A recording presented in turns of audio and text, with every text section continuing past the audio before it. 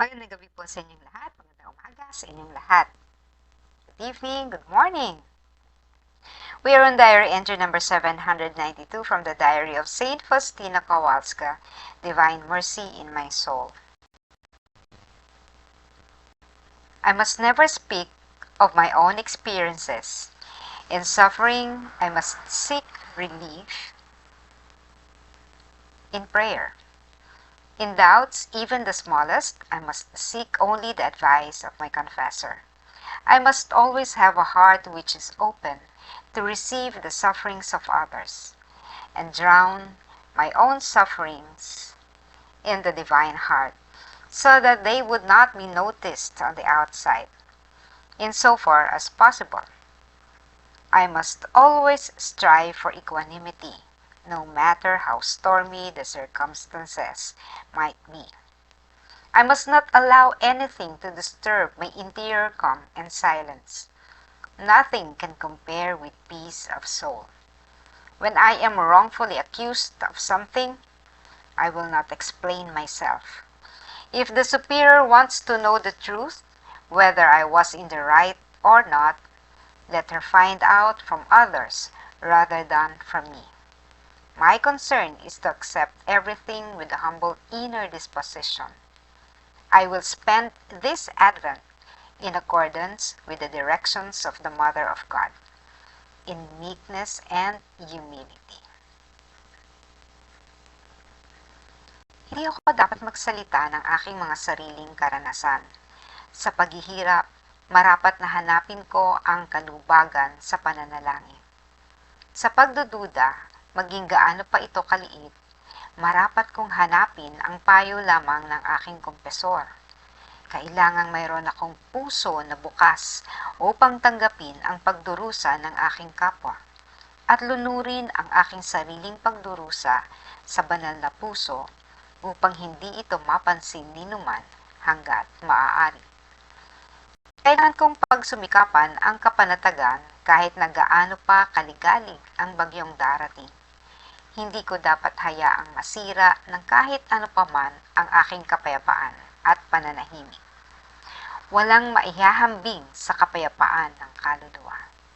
Kapag ako ay inaakusahan ng isang bagay, hindi ko ipagtatanggol ang aking sarili.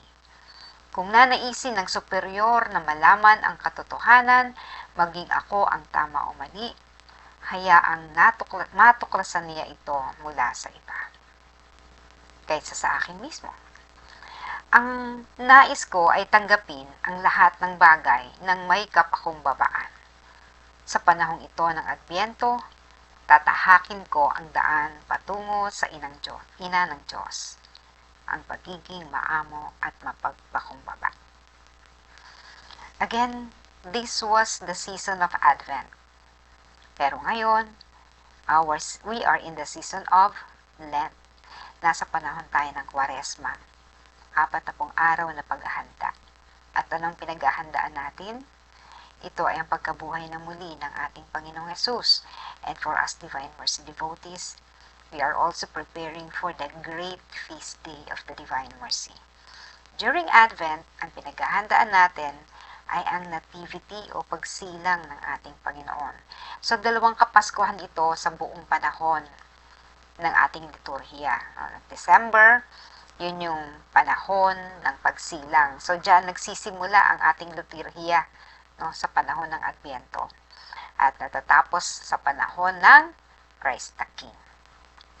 And so ngayon, bakit hindi ang ending ay ang Lent? Ay, mahirap naman na kasi season yan, no, isang taon. Mahirap naman na magde-December, tapos before December, no, or November ay nagle-Lent. So, nasa panahon tayo ngayon ng Lenten season. Tsaka hindi naman talaga yan magkasunod. No?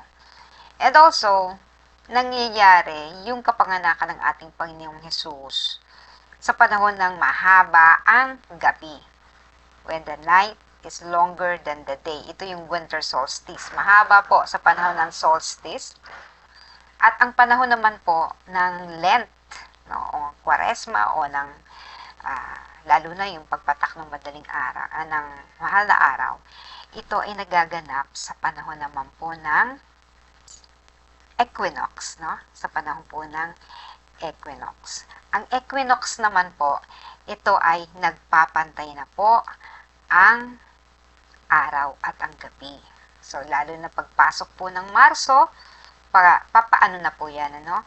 Papantay na. Kaya po equinox, no? Pantay na ang araw at gabi. So, yan yung, dyan pinagdiriwang naman ang panahon o ginugunita ang panahon ng Kwaresma o ang pagpapakasakit at pagkabuhay na muli ng ating Panginoong Hesus. No? So, yung una, sinilang siya, tas ito naman ang kanyang muling pagkabuhay. So, pareho lang, no? May pinaghahandaan. Hindi naman como panahon ng Advent, i-observe mo yung mga sinabi ni Faustina. Yung lahat ng sinabi niya, balikan natin. Ano pa mga sinabi ni Faustina?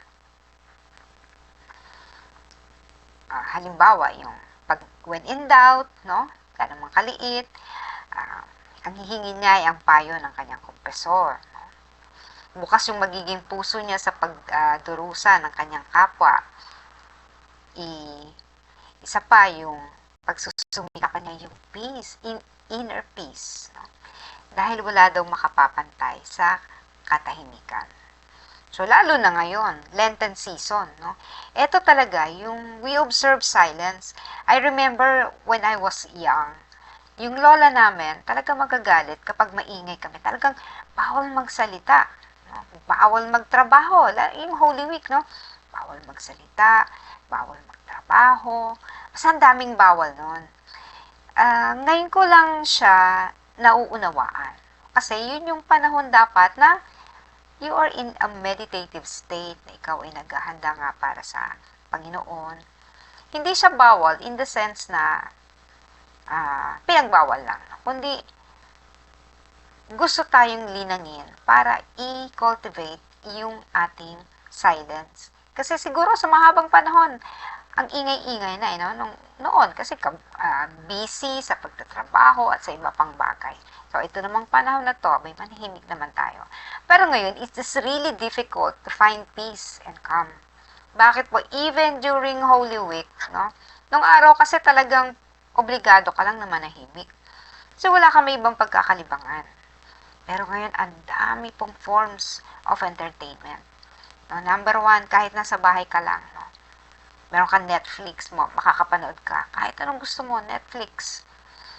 Nang palabas lang, lahat ng TV, ang mapapanood mo lang, puro kapanganakan ni Jesus, tungkol sa Bible, no? Puro sa mga related po sa ating pananampalataya. Ngayon nga, may access pa tayo sa internet. Pwede pa tayo mag-Facebook, anything, no? Pwede mo nang gawin. So, ang sasakyan, ganun din, ano?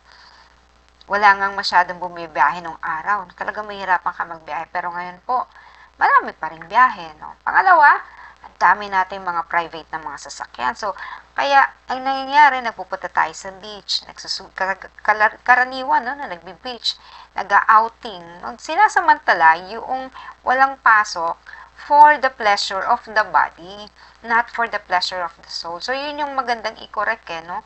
Na sa panahon ngayon, yun yung challenge sa atin. Paano natin ibabalik yung inner peace, yung paghahanap natin ng kapayapaan during the Lenten season, which sa panahon nga ngayon, in this period, in this time, is really very difficult. Pero ako, nagpapasalamat ako because there is internet. Kasi pwede nating ipalaganap ang devotion through the internet, no? Nung araw, when you do reflection, di makikinig ka ng 7 last words, pupunta ka sa simbahan.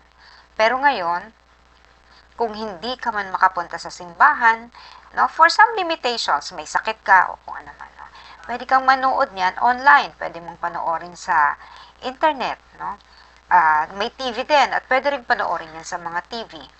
So, marami ng way. So, it's just a matter of how we are going to use the power of this technology.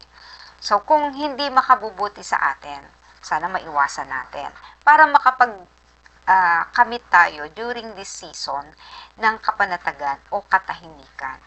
Yan yung kailangan nating aspire po ngayon. And if you are sick, Sa ngayon po, no, if you are sick, this is what you need to be in state of calm, peace. No? Bakit po? Kapag tahimik, ganda nga, meron ka pang breathing, exercises, aside from praying, no? Alam niyo, pag tumatahimik tayo, nagkakaroon din ng yung mismong mga cancer cells, tumatahimik din. Maniwala po kayo. No? The cancer cells are also in state of rest. Nakakapagpahinga din sila.